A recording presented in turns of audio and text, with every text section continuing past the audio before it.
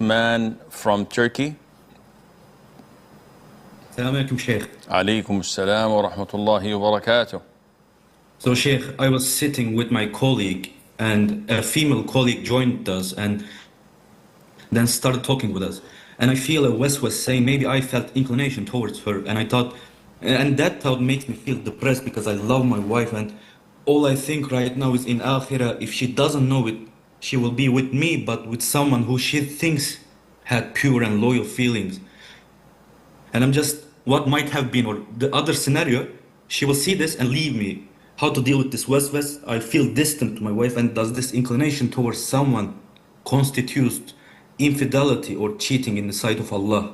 First of all, people should think about what counts on the day of judgment, and not about whims and desires and doubts and whispers of shaitan. Instead of thinking of the consequences that your wife may develop if she were to know, whether in this life or in the hereafter, this doesn't have a great impact or deal. What counts is Allah Azza wa Jal pleased with what had happened?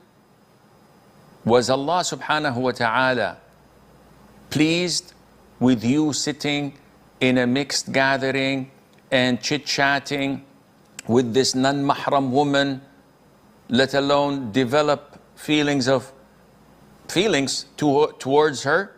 The answer is no.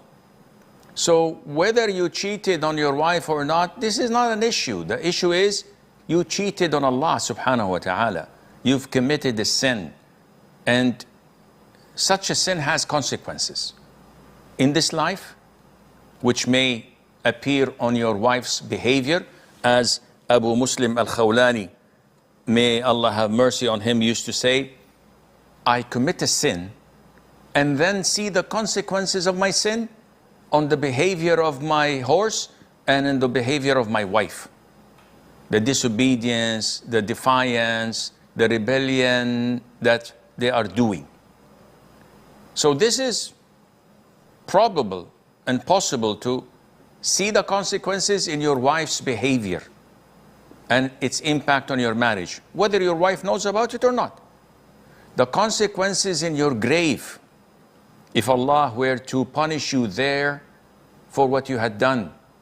And then the consequences on the day of judgment, when you are held accountable for your actions, your deeds are weighed in the scale, and then it is determined whether you have to spend and do time in hellfire or not.